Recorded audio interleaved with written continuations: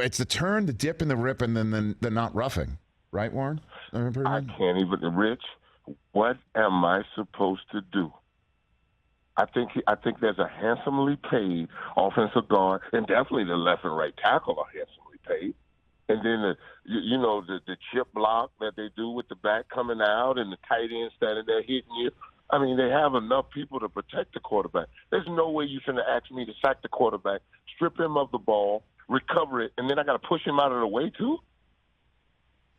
Yeah, I saw that play by Chris Jones. That was unbelievable. Oh, my God.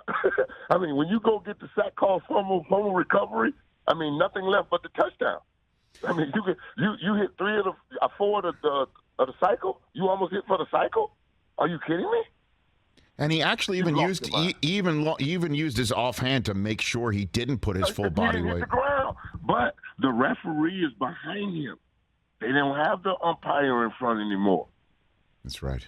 They've eliminated the possibility of somebody seeing it. So that's why you got to be reviewable, right? Right? It's not the answer. Now we finna turn the game in the targeting in college. No, we'll never get out of it. We'll never get out of there. Well, I'm saying here's my fix. How about the people that are paid to protect him? Protect him, and you allow the defensive tackles because they've taken their head and his knees out of it. So now all I have is his body to hit. And you can't ask me not to land on him. The guy in Miami tore his knee up trying to not land on the quarterback. I remember that. Yeah, I was there at that game. I was Rich. I was cursing at the kid. I'm like, how you get hurt sacking the quarterback? And then they gave me the Sapp, they can't land on him anymore. I'm like, huh? That's the pillow. That's the reward for rushing the passer. We have the hardest job in football. We don't know the play. We don't know if it's a three-step drop. We don't know if it's match protect, swoop, slide, double team, whatever they give us. We got to break through this and then go get him. And now I'm responsible for his protection. You got to pay me a lot more money for that. Well, again, you might have been scuba diving while I was talking about this on my show. Not that you're following me from Hawaii. No, I do.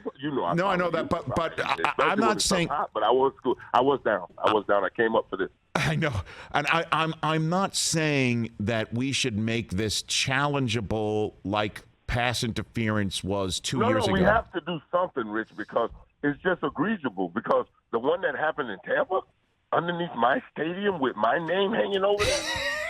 Oh my God! That's the worst part about it, huh? I mean, the worst part. That number 99 of your program, number one of your heart, sits over the top of this. And Grady, I mean, here's the best part. Yeah. If Tua did what Tom Brady did, we would not even be in this conversation right now. What do you mean? Tua tried to throw the ball, Rich. He extended his body up and then got yanked back to the field turf.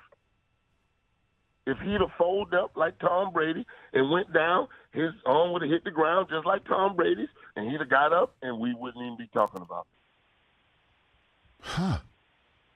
Well, I just want to make sure you're not blaming what happened to Tua on Tua, right? I mean, Tua has some culpability, Rich, because once a defensive lineman like myself grab you around your waist, you don't extend up to try to throw this ball away. Because, first of all, you put yourself back in the pocket by going back to the right. So now you don't have the law and the rule that you're outside the pocket, the ball just has to reach the line of scrimmage. You didn't do that. You went back into the pocket. And then when he grabbed you and spun you around, you jumped up and tried to throw this ball. I'm telling you, Rich, he definitely has some culpability in this. Warren Sapp. When you play this game, I realize every 6 seconds that I might be in the training room or it might be over. That's why you take precautions in it. That's why you practice like you play. Because when it's the game, this is what I do every day.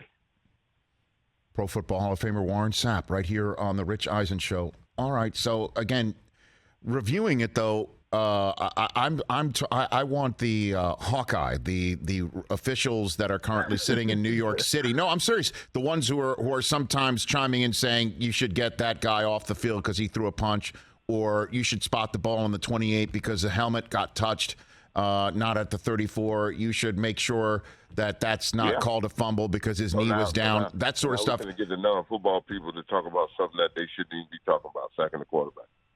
I don't know, but it's better. It's better than seeing what we've seen the last 2 days. It's better than what we got because that was ugly.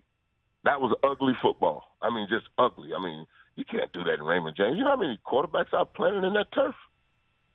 I mean, Rich, it was unbelievable what we do. Bruce Smith was on the phone, and Bruce was like, "Man, I grabbed Boomy Shiason and spun him around and just slung him." I'm like, "Yeah, I got a couple of those tombstones. I climbed up Steve Berlin's face and tried to put his helmet all the way into Raymond James' face." I'm sorry, Berlin, but it was what we did. I mean, it was allowed, and it was the game. And now they've taken the head and knees out.